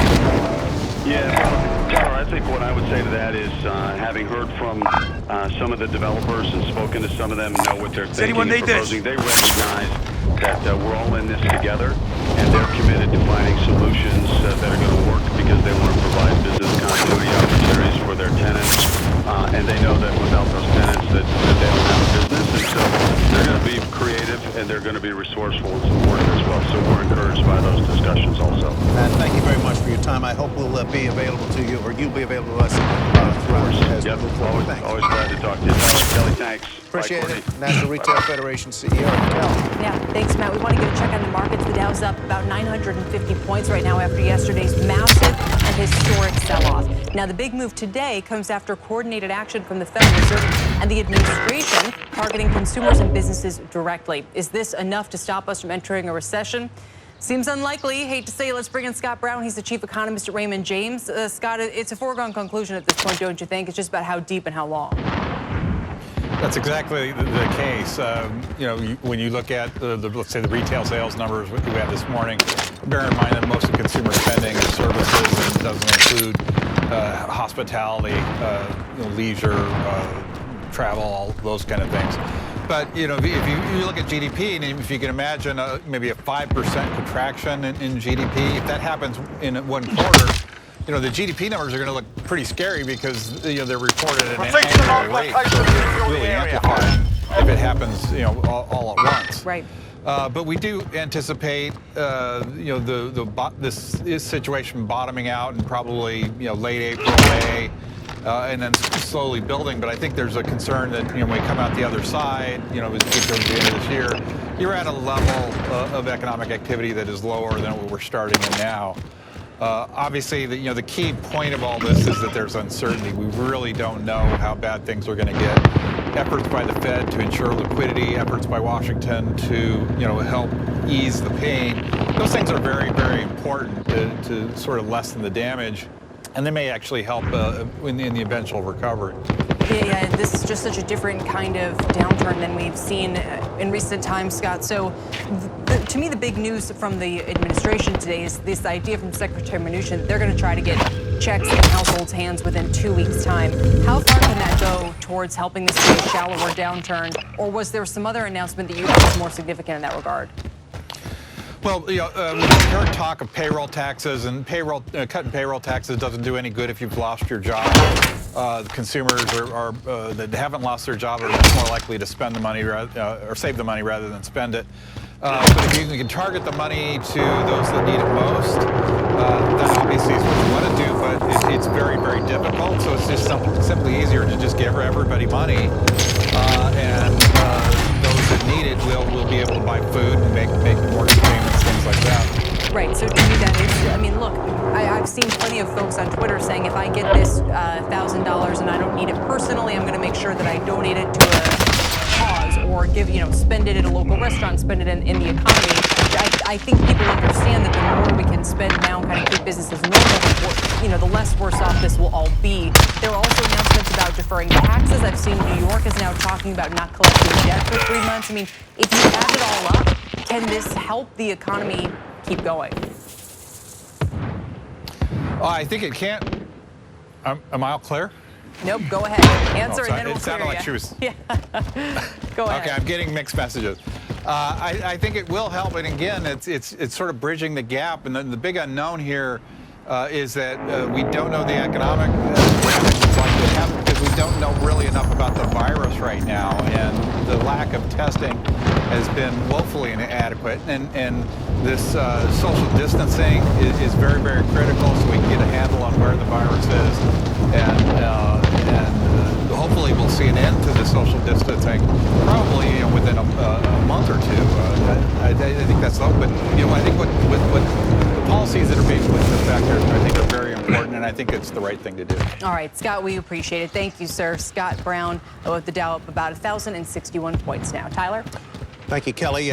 Oil sinking into the close. Let's go to Rahel Solomon at the CNBC commodity desk. Hi, Rahel. Hi, Tyler. So crude prices at their lows of the session and accelerating into the close. You can see WTI crude down almost 6%, 5.75%, 27.08 a barrel. International benchmark Brent crude down about 4.4% a barrel, or 28.72. Okay, so just weeks ago, you remember we talked about $50 a barrel being a key level for some of these oil producers to stay afloat. Well, prices have dropped almost 50% in the last month, and these are some of the lowest levels since 2016, and some analysts even warning that this may not be the worst of it for oil. Keeping prices under pressure bears repeating coronavirus concerns and, of course, an oversupplied market. Tyler, I'll send it back to you. Rahel, thank you very much. Let's get to Sue Herrera now for the latest on the coronavirus outbreak. Sue. Thanks, Ty. And here's the latest on the outbreak. We have new numbers for you. The number of confirmed cases worldwide has broken above 190,000. Germany has overtaken South Korea in total Contract cases, complete. with more Recon than intel secured. and the global death toll has risen above 7,500, with Italy reporting just over 2,500 deaths. That is roughly a third of the total. Here at home, Amazon telling third-party merchants it will temporarily prioritize household staples. The change means Amazon will take in sought-after household items before any other products. The change is expected to last until April 5th. Maryland has delayed its primary from April 28th until June 2nd because of the outbreak. Election officials are working on a plan to prevent the spread of the virus. And in the sporting world, the French Open tennis tournament, the latest, being postponed until September 20th. The Grand Slam event was set to start on May 24th. Qualifying for the French Open would have started in the coming week. Just the latest large-scale sporting event to be canceled. Kelly, I'll send it back to you. All right, Sue, thank you very much. And let's take a quick check of these markets. We've had a large-scale stimulus announcement, too. The president saying earlier today that he would allow for checks to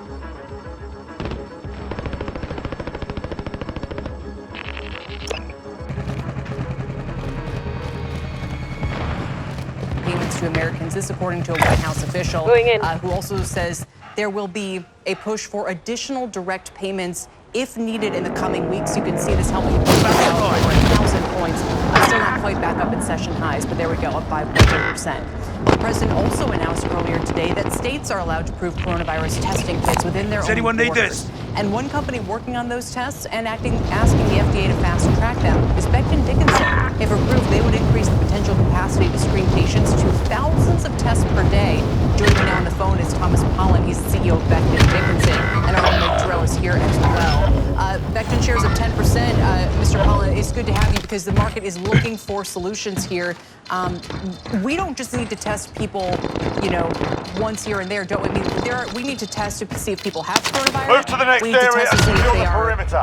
rid of it once they're ready to return kind of to normal life. They often need 2 tests within 24 hours time. I mean, we need tons and tons of tests in this country, don't we? We do, and good afternoon.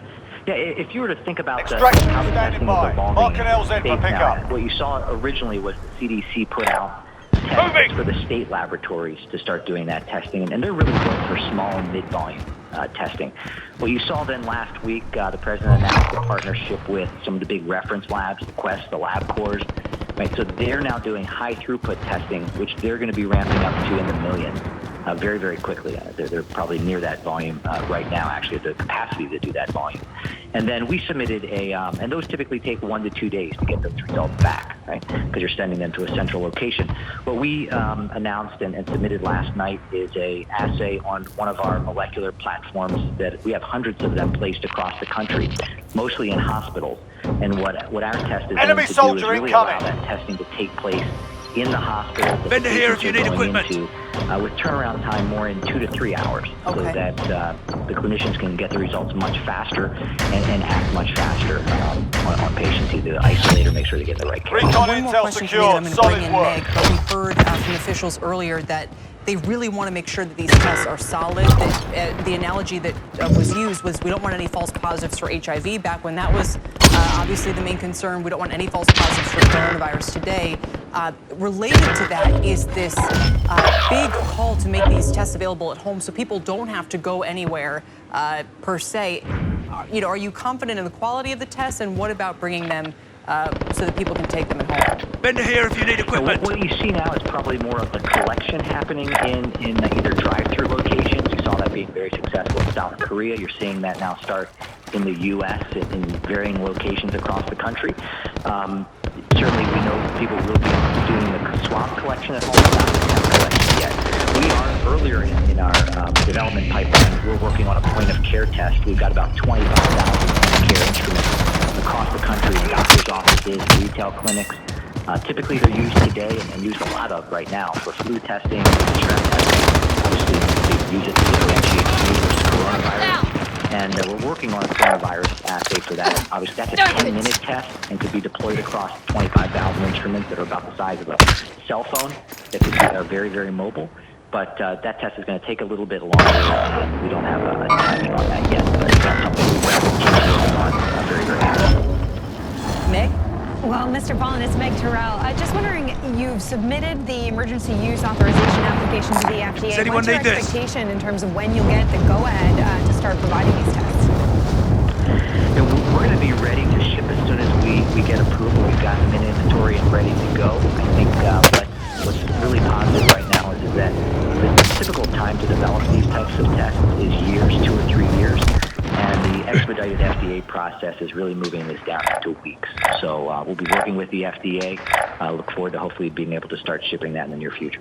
One of the issues that we're hearing about now, and I'm still even hearing this from people in the industry, that it's becoming more urgent, is that while the test capacity is increasing, the materials needed to run the tests are now getting into short supply at places across the country. Is this something that you're hearing from your clients, from people in the field? What is the status of this now, and how much will that affect our ability to be doing these tests? Yeah, there's a lot of work right now happening on the collection devices themselves. We've actually been working closely with the Move to the next area and secure the perimeter. The air freighting in that product and expediting ways to get more of that in the marketplace, as well as validating alternatives to try to increase the capacity there. So a lot of focus on looking at some of those ancillary components so that we make sure that we don't have bottlenecks across that testing process. All right. Thomas Pollan, CEO of Becton Dickinson. Thank you, Meg Terrell. We really appreciate your time reporting on this as well. All right, still ahead, more on this volatile market day. The Dow right now up 1,100 points, for 30 point terms what it lost yesterday. Plus, we'll talk to Hoboken, New Jersey's mayor, one of the first cities in the country to institute a curfew and put restrictions on bars and restaurants in an effort to stem the spread of coronavirus. Again, we'll talk to the mayor of Hoboken next.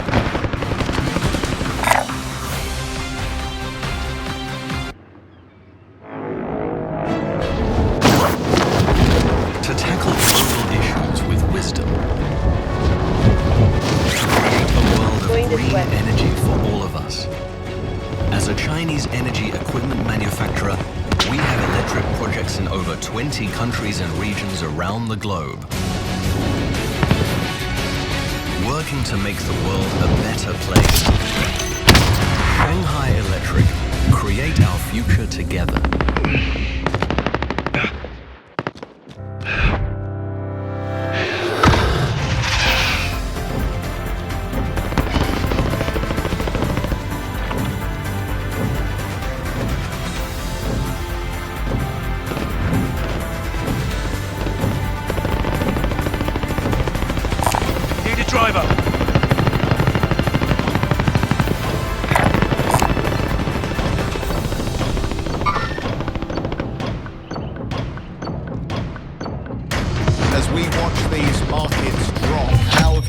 Primary objective accomplished. Recon intel secured.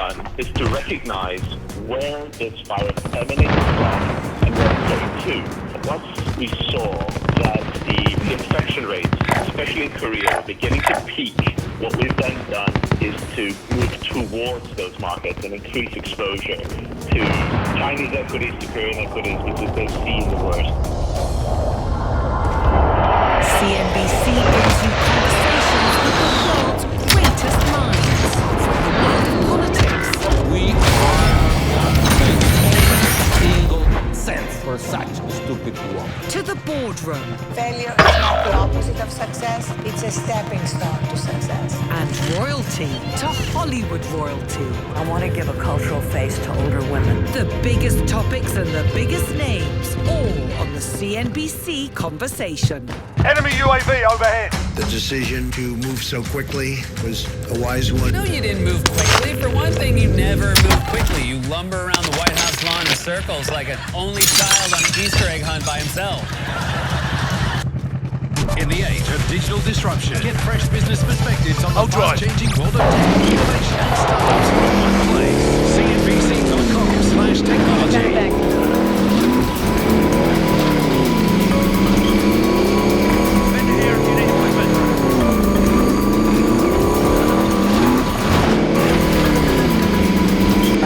Kelly, that's right. CEOs from major hotel operators in discussion right now with President Trump at the White House, discussing the negative impact of the coronavirus epidemic on their bottom lines and occupancy levels. Some comments here from Chris Nassetta, the CEO of Hilton, saying, "I've been in this business for 35 years. I have never seen anything like it. It is strikingly similar everywhere around the world." He says they are experiencing 15% occupancy. Then we focus on Marriott. CEO Arnie Sorensen also in the meeting, saying business in China fell by about 90%. He says worldwide they are losing business every day. This comes after Marriott says it expects tens of thousands of employees to be furloughed. That, of course, due to the drop in occupancy that not only Marriott is experiencing, but a number of other hotel operators. David Kong of Best Western also in the meeting, saying he's asking for financial help with swap loans. So it's clear, Kelly and Tyler, that the hotel operators are taking their concerns to the White House, really trying to figure out what type of financial help they can get from the government, especially for those 8.3 million hotel workers across the US. All right, Seema, thank you very much. Meantime, President Trump also called on Americans to avoid unnecessary traffic and gathering in public spaces as the number of U.S. coronavirus cases climbs to more than 5,000. Our next guest helped set that precedent. He said he was the first in the country to close its bars and restaurants, and it's got quite a few of them, and implement a curfew to slow the spread of the virus. Let's welcome Ravi Baba. He's the mayor of Hoboken, New Jersey. Mayor Baba, welcome. Good to have you with us. What made you move so fast and decisively? Well, we were trying very actively to implement this policy of social distancing, but the problem that we were observing was that despite our best efforts, there was a spring light break atmosphere in our bars and restaurants. They were packed with patrons in their 20s and 30s who just were not getting the message that being in close quarters in a contained space was not healthy, even if they were not among the more vulnerable population. Individuals in their 20s can go to their parents or people in vulnerable populations and carry the virus. When did you notice? When did you sort of surge of individuals into the bars and restaurants? And if any of you have ever been to Hoboken, you know it is a lively, fun place to go. Can't blame people for going there. But so when did you take action? Move to the next area and secure the perimeter. When we realized, specifically on Saturday evening, when we realized that despite our best efforts to educate the public, our bars were still packed, our restaurants were still packed, and people were not implementing the practice of social distancing. That left us with no choice but to enact measures to protect the public health and safety of residents and people in Hoboken, and literally for the purpose of trying to save lives. So what's open now, and to what extent are things open? We have closed all bars and restaurants. However, we are allowing restaurants to provide both takeout and delivery service, and we are seriously considering the closure of further non-essential places of public accommodation. The economic impact upon this is not lost upon me, the economic impact upon both small businesses as well as the employees that work for them. So we are taking very proactive measures to address that concern as well. How close in contact are you with the governor who's announced his own basically curfew or social distancing policies for the entire state? Back online. We are in contact with the governor governor's office, as well as our federal delegation, to see what we can do to unlock funds. Hopefully the next round of federal legislation or future rounds will address those small businesses that are impacted by necessary measures we have to take as mayors at the local level to protect the public. That hopefully will include relief for low and middle income, hourly, part and full-time wage workers who rely upon jobs to live, and sometimes we live paycheck to paycheck just to pay the rent. Right. So we are very focused on that and very focused on advocating and in cooperation with our federal delegation to make sure that future rounds of relief address these very real and ground concerns. Mayor, let me interrupt you for just a moment. We're going to go to some breaking news. I'm not sure whether we'll be coming back to you or not, but let's do that. Go to breaking news, I believe it's Sue. It is indeed, Ty. New York Mayor de Blasio holding his news conference right now. His daily breaking news is one of them. And he says that there are discussions currently ongoing regarding a shelter-in-place order. He says, quote, New Yorkers should be prepared right now for a shelter-in-place order, end quote. He expects that decision will be made within the next 48 hours. So it would be interesting to get the reaction from the Hoboken mayor about that particular situation. But Mr. de Blasio now saying in 48 hours, New Yorkers may be under a shelter-in-place order. We will get that. Thank you, Sue. We will get that reaction right now from Mayor Ravi Bala of Hoboken. You heard what Sue said, possibly a shelter-in-place order for the city of New York. Hostile dropping into the area. Watch the skies. In the city of San Francisco. Cash inside. What do you think? That is refreshing, and you might see that coming out of Hoboken very shortly. Whether the term of art Primary is objective shelter-in-place Recon or intel self-isolation, it's a distinction without a difference. The idea is that people should conduct themselves as if they may have been exposed and act accordingly. That means do not go outside of your home unless absolutely necessary. So the actions that we're taking here in Hoboken, that are being taken in other jurisdictions like New York City, San Francisco, are very refreshing because they would literally save lives by containing this virus. Mayor Ballard, just so I understand, so for example, if this were extended to all of New Jersey where I'm a resident, does that mean I'm not going into the office? Does that mean I'm not going to the grocery store? How long would something like this typically last? Or time, just a day or two, or a period of weeks, or indefinitely? What's on the table? You know, we're exploring all options. You can work remotely from home. We're encouraging residents to work remotely from home. Only essential purposes are to be outside are being permitted. Enemy UAV overhead. It's okay to do things like walk the dog, to go jogging, but practicing this custom of social distancing is necessary in order to contain the further spread of this virus. All right, Mayor Ravi Bala, I hope you'll be available to us in the future as we continue to cover this story.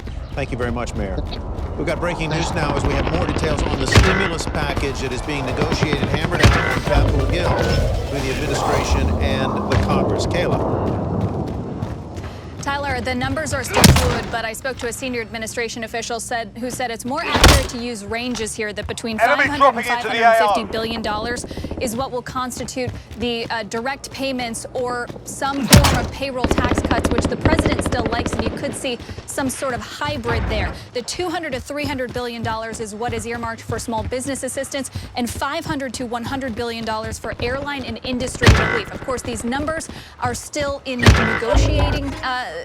negotiating phase and will require some prescription from Congress. And we're going to hear a little bit more from the Treasury Secretary momentarily. I have also learned from 3 sources familiar with the matter that the Treasury Department is readying a program that is similar to what was called TALF during the financial crisis. It was the term asset lending facility. It provided about $200 billion in loan guarantees to the banking industry. It's unclear exactly how the technicals of this facility would work. I'm told it's a little different than the way TALF worked, and it's unclear how big the program would be or what industries would qualify. But I've learned that Treasury is readying that program, and it could be ready for prime time as soon as this week. Tyler? All right, Caleb, thanks very much. Kelly? Yeah, some big news there, and yet the markets are off their highs. It's 7:50 or so. Coronavirus is shutting down restaurants across the country, and stocks are down 40% last month. The president did express support for chains and public executives today and at the press briefing earlier, but has not announced any specific action. I want to talk to Bob Darrington about this. He's senior research analyst at Telsey Advisory Group. Bob, it's a real tough situation for restaurants because in a lot of places are still allowing carry out and delivery. The president did seem to encourage that. But I'm just thinking about these shelter-in-place orders that may be coming from New York and that are already in place in San Francisco. That would suggest no mas for the restaurants?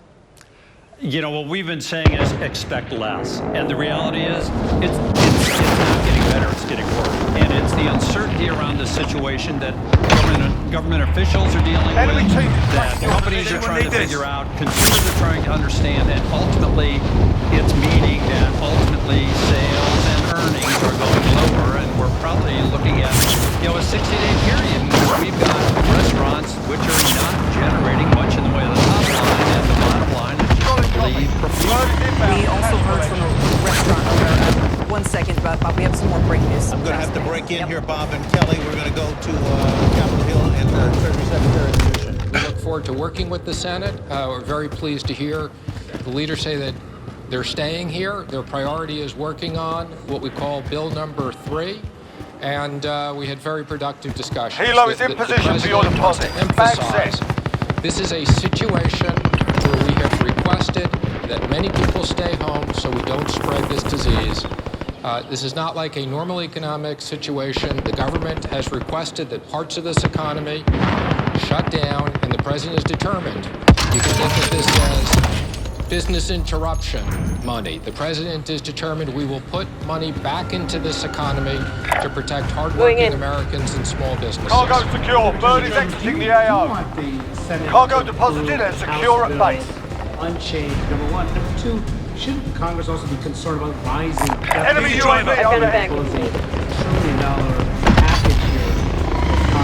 I think first right now should be concerned about the American workers and small business. You know, interest rates are incredibly low, so there's very little cost of borrowing this money. And as I've said, in different times, we'll fix the deficit. This is not the time to worry about it. This is the time that hardworking Americans are impacted by government decisions. That's when the government has to step up and put money into the economy. So what about passing the House bill unchanged? Should the Senate pass the House bill? We're having conversations with them on that, and that's an ongoing discussion. Sure, I've had conversations around the clock with all the airlines. I haven't had cargo, but we've had conversations. We obviously have a situation where there's very little traffic. We want to maintain that although we've told people non-essential travel they shouldn't do, but essential travel, we want to have airlines that operate, maybe on a more limited basis. Airlines have a short-term liquidity issue, and absolutely, that's something we talked about today. I've also spoken to the Speaker about that. So we are absolutely part of this. Airlines, hotel, travel, other areas, we're talking about dealing with that. Secretary Mnuchin, is there any plans for a global economic stimulus global stimulus? Sure, the President's had a G7 leaders conference call yesterday. Director Kudlow was a critical part of putting that together. There was a statement. One of the things they called for was further coordination with central bankers and finance ministers. We'll be having weekly calls of the G7 finance ministers and central bankers. And I think, the Fed has been in ongoing discussions with their counterparts.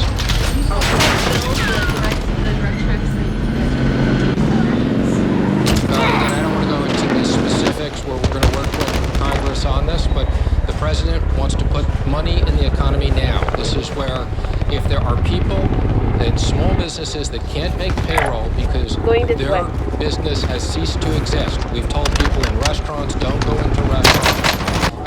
We want to make sure that those business owners have money to pay their employees. We're not going to put money in those business owners just for the sake of them keeping it, but we're going to help them with liquidity to meet their payroll. Thank you, everybody. Again, Treasury Secretary Steven Mnuchin there with some more detail about what the government's plans are. Kayla Tausche standing by, Kayla, to react to what we've learned from Treasury, from Mnuchin just now, who said that even a TALF-like plan may now be under consideration. Well, Kelly, he is defending this big number, saying that that is what is needed in this time of economic uncertainty, saying that in different times we'll fix the deficit, but noting now is not that time. He's also defending the plan that the administration is putting forward, which he says is $1 trillion injection into the economy on top of an estimated $300 billion in deferred payments to the IRS that taxpayers will not be on the hook for in the coming months. So he is defending this big program and the part of it that is going to go directly to businesses. You just heard him talking about how any money that's going to be going to restaurants or to some of these small businesses is for them to be able to pay their workers, and essentially saying that it's not fair because the administration is asking people not to go to restaurants, they're asking people not to take essential travel, and that it's now on the administration to make up for those losses. So how might this work, Kayla? In other words, how does this money get into the hands of businesses, whether it's the small coffee shop on my block in the Jersey town in which I live, or into a large restaurant, or into a hotel restaurant? How does it work? Well, you have to imagine, Tyler, that those industry trade association memberships are going to be really valuable because those are the people who have been calling the administration off the hook. You have to imagine that it would be harder for a mom and pop shop to be able to get that type of payment because they don't have the representation that some of these larger chains and larger publicly traded companies do. That being said, the administration has said over and over that it will try to get this money to small businesses in any way that it can. I spoke to a bank executive earlier today who says that the line of industries who are going to wait or lobby for some of this stimulus money is only expanding, and that they're even recommending that REITs be part of a future stimulus bill because they want a way for a subsidy of sorts to be credited towards small and medium-sized businesses who are tenants, because rent is the #1 bill for a lot of these businesses, and they don't want leases to be ended over a slump in sales that goes on for longer. So you can imagine that this list is going to be long. There are going to be a lot of businesses knocking on the door of the administration, and it's going to be really tough work to figure out how to allocate it. Yeah, California has something, the Hibernation Act that the restaurant industry there is pushing, Kayla, so this could also start happening on the state level and then bubble up. I think for markets, Kayla, it's probably going to also come down to a dollar figure. Is there anything more we've learned this afternoon other than the fact that it might be expanding to additional checks to households if needed in the weeks ahead? Well, what we have learned from a senior administration official is that the rough buckets of money comprise at present of about $500 to $500 billion in direct payments and or a payroll tax cut, which the president, as you heard earlier today, still likes. $200 to $300 billion in small business assistance, and between $500 to $100 billion to airlines and other large industries who are affected. Those numbers are moving targets. They are not set in stone. They will be heavily and painstakingly negotiated with Congress. So that is sort of the range that we're talking about right now. But, we are in the realm of $1 trillion of stimulus to the economy, and that's just with the package that the Treasury Secretary is talking about on Capitol Hill. Kayla Tausche, I know you'll be following this for the rest of the afternoon and probably long into the evening. Thank you very much. Kelly, this is an amazing time. Never seen anything like it, and none of us have.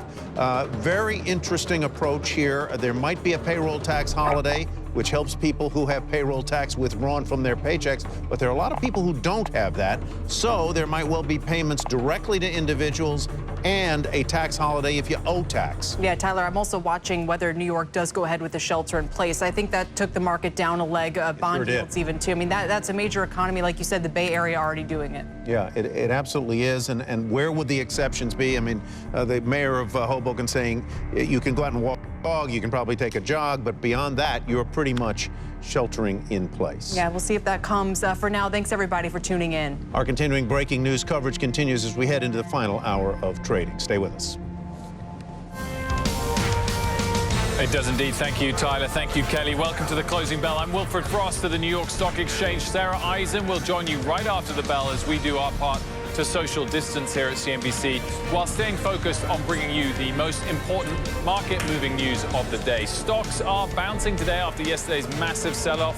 We're up about 750 points on the Dow, 3.8%, a little bit off the highs, though, which was close to 1,200 points higher. Let's take a look at what is driving the action. The Fed launching another massive liquidity operation, this time designed to help businesses directly as governments around the world pump cash into the financial system.